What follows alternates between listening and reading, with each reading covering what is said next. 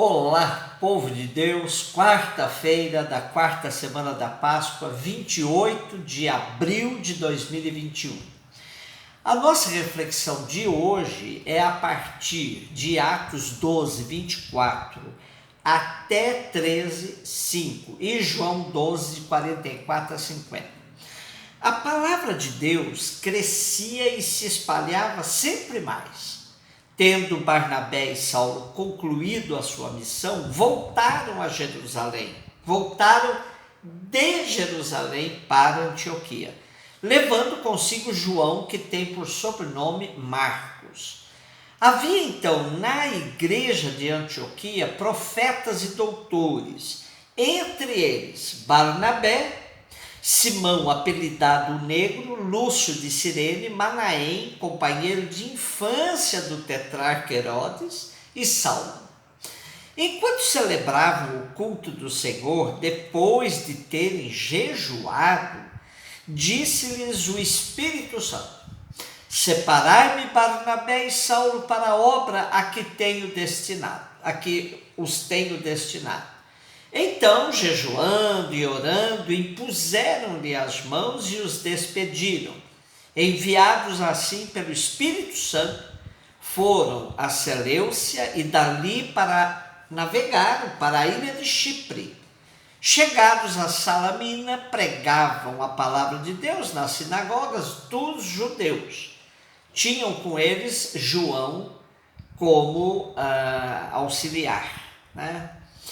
O capítulo 12 de Atos apresenta pela última vez uma narrativa sobre Pedro, nos versículos anteriores aos nossos de hoje, e prepara a missão paulina. Depois disso, Antioquia se torna o centro de onde a palavra vai irradiar.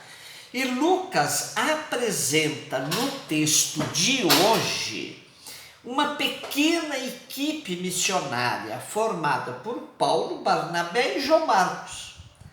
Interessante ressaltar que na igreja de Antioquia havia profetas e doutores, embora aqui se mencione apenas 5, Barnabé, Simão, Lúcio, Manaém e Saulo, pode-se supor que haja muitos outros. Profetas e doutores são elementos muito importantes para uma igreja centrada na palavra e na ação do Espírito. Portanto, etimologicamente, uma comunidade carismática. E com o envio de Barnabé e Saulo em missão se completam os 3 ministérios principais para Paulo, como ele enumera na primeira carta aos Coríntios, capítulo 12, versículo 28. Na igreja, Deus estabeleceu primeiramente os apóstolos, em segundo lugar, profetas, em terceiro lugar, doutores. Temos aqui um embrião da estruturação ministerial nas comunidades primitivas, todos centrados na palavra. Daí pode-se concluir a força da palavra na expansão do cristianismo. O critério para a missão também aqui aparece com clareza. O verdadeiro missionário é enviado por uma igreja. Ninguém é missionário autêntico se não for enviado por uma comunidade concreta.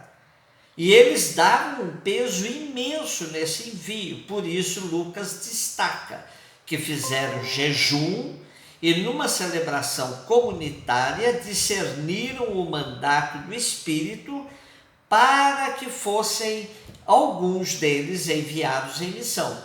Oraram, jejuaram e impuseram as mãos sobre os que seriam enviados e os despediram. Portanto, está bem caracterizado que missão é obra da igreja e não de franco-atiradores. Ninguém é missionário de alto envio. A região a ser evangelizada não é tão extensa, abrange uma área do que chamamos hoje de Turquia, que é a região norte de Chipre, pátria de Barnabé.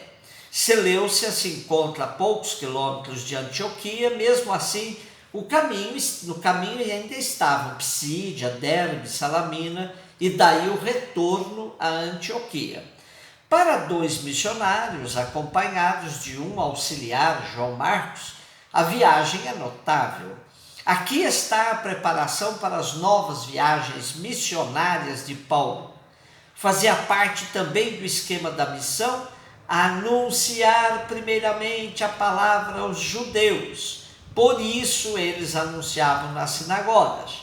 Aos poucos vai ficando claro que foram os judeus que rejeitaram a palavra e não foi falta de esforço missionário dos primeiros. João 12, de 44 a 50.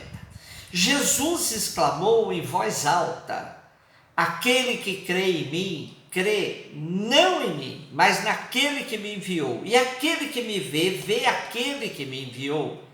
Eu vim como luz ao mundo, assim todo aquele que crer em mim não ficará nas trevas. Se alguém ouve minhas palavras e não as guarda, eu não o condenarei, porque não vim para condenar o mundo, mas para salvá-lo. Quem me rejeita e não recebe minhas palavras, tem quem o julgue. A palavra que anunciei vai julgá-lo no último dia. Em verdade, não falei por mim mesmo, mas o Pai que me enviou, ele mesmo me prescreveu o que devo dizer e o que devo ensinar. E sei que o seu mandamento é vida eterna. Portanto, o que digo segundo falou o que me falou o Pai. Com esses versículos do capítulo 12 de João, terminamos o chamado livro dos sinais, onde João relata os 7 sinais da messianidade de Jesus, como bem sintetiza a Bíblia da tradução da CNBB. A linguagem de João é altamente simbólica. Jesus se apresenta usando o eu sou como luz, ressurreição e vida, caminho, verdade e vida, pastor, porta, pão da vida, pão vivo. Ele traz em si o dom da água da vida. E esses mesmos símbolos são o dom de Jesus nos milagres, chamados expressamente de sinais por João, porque seu valor não está no dom material, mas naquilo que significam. O vinho, bebida das núpcias messiânicas, a saúde, a vida que Jesus traz, o pão, seu ensinamento e o dom da própria vida, a restauração da vista, a luz que é Jesus, o reerguimento de Lázaro, a ressurreição e vida presentes em Jesus. Quem não vê o sinal no gesto de Jesus é como se não tivesse visto nada. Depois dessa intensidade de símbolos e sinais, se passa para a sessão da exaltação de Jesus. Chegou a hora. No trecho de hoje, Jesus grita, colocando em paralelo crer e ver, sua pessoa e a do Pai. Jesus é o mediador único, o revelador do Pai. Esse é um tema forte de João. Quem crê em Jesus, crê no Pai. Quem vê Jesus, vê o Pai. Tendo enfatizado sua íntima relação com o Pai, Jesus volta a falar de sua missão, que é salvar e não condenar. E não condenar. Por isso Jesus diz que ele não veio para condenar quem quer que seja. Quem o rejeita já tem quem o julgue, mas há quem o rejeita. E rejeitar Jesus é rejeitar o Pai. Aqui é interessante, pois dá a entender que Jesus se refere ao julgamento dos fins dos tempos, diferenciando uma escatologia realizada de uma escatologia final. Ele não rejeita agora, mas ainda resta rejeição no fim.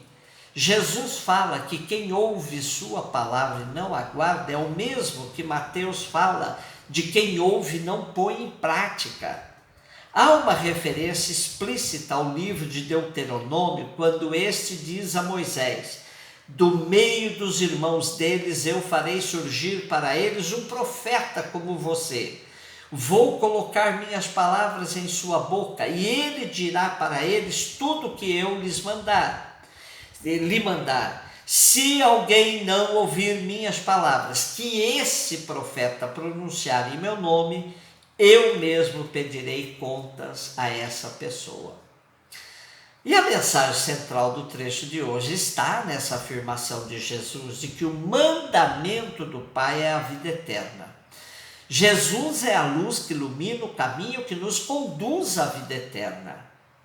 Jesus se apresenta como luz e aí esclarece que quem o rejeita prefere viver nas trevas, pois ele é luz que ilumina por inteiro a vida de quem dele se aproxima para o seguir. Ora, todos os que preferem as trevas, a sombra, sabem que suas obras são para o mal. Por isso, escolhem esconder-se e não se aproximam de Jesus. Como é próprio da literatura sapiencial, temos diante de nós uma decisão a tomar: viver nas trevas ou viver na luz que é Jesus. Está aí a escolha. Um beijo no seu coração.